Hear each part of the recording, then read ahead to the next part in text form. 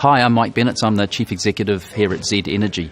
I'd like to share a few thoughts today about why sustainability matters to us. And when I talk about sustainability, there's actually three aspects to it. There's the obvious environmental, but equally there's social and economic sustainability. And the combination of all three of those things really matters to Z Energy. Sustainability is important to Z because actually right now we're right in the middle of the problem. People relate to us as if it's all about our fault.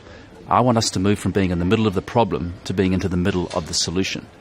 And I think we need to do that because actually, first of all, we believe in the science. We believe that human beings, through our activities, actually increase carbon in the environment, which causes climate change. Second thing we talk about is actually we only focus on New Zealand. It's the only market that we're actually in. It's the market that clearly matters to us the most. And the third thing is actually we can do something about that. We're a relatively large company in a New Zealand context. We actually sell stuff that causes all of that carbon problem. So if we don't do anything about it, nobody probably will. So we take very, very seriously our responsibility around being effectively the gatekeeper to change in the oil industry. People find it really odd that a company like us actually wants to be in the middle of the solution. And we started on this journey by actually listening. I listened to all the staff inside Z, I listened to all the stakeholders in the wider business community and the sort of consumer communities in New Zealand, and they all were wanting someone to do something about this. So it didn't seem to be responsible, in my view, that we did nothing about it. In doing something about it, we set ourselves some goals between now and the end of 2015, and we framed those in four what we call pillars.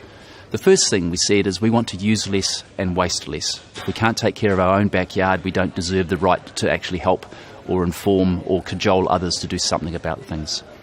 We said we wanted people to reduce their reliance on fossil fuels. Sounds like a weird thing, but I'll explain that more in a moment. The next thing we want to do is actually reduce the carbon intensity of the products that we sell to all New Zealanders. And the fourth thing we wanted to do was support New Zealand, both business and local communities. And so those four pillars frame everything that we do, and we have a program of work between now and the end of 2015 to get after the easy and the obvious, and also get after the hard and not so obvious. So cleaning up our own backyard is pretty obvious actually, and I'd really encourage other people to think about this, because when you tidy up your own back garden, normally it's actually quite cost effective to do that. So you get the environmental sustainability benefit and you get the economic benefit. So we're doing some simple things like reducing our amount that goes to waste in terms of landfill.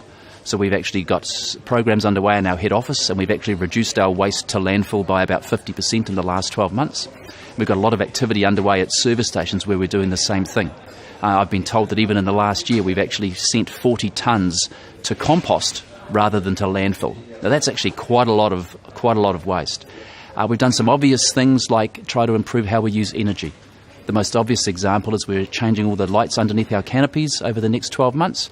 It's costing us about $2.5 million to do that, but actually we're reducing our energy costs by about 50%, but more importantly we're actually reducing the amount of carbon that would otherwise be emitted by about 16%, or to put it in a language we can all understand, actually New Zealand homes will be powered up to the tune of about 350 homes because of the energy that we're saving. And here's a really weird one. We're actually putting all of our company vehicles, or all our staff in company vehicles, into hybrid cars. And again, that saved us about $75,000 a year, but more importantly, it reduced the amount of carbon that was being emitted into the environment. So first of all, we're dealing with a project that's right in front of us today, and that's taking tallow, so inedible oil fats, animal waste, and turning that into a biodiesel. It's really tricky to try and do that. What I mean by tricky is it's not economic.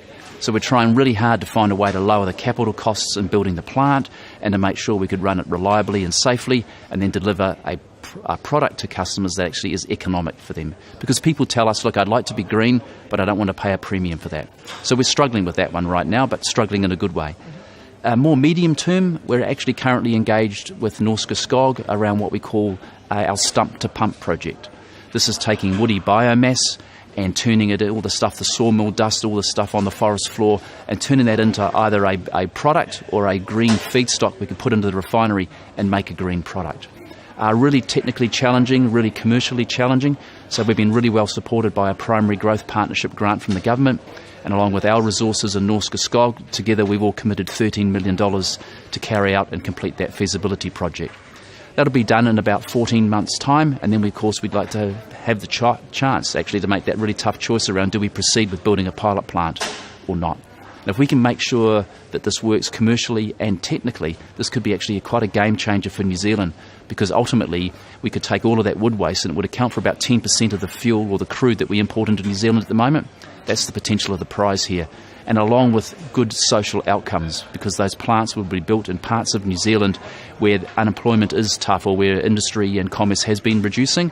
So again, I come back to that sustainability piece around it being social, economic and environmental sustainability matters to Z.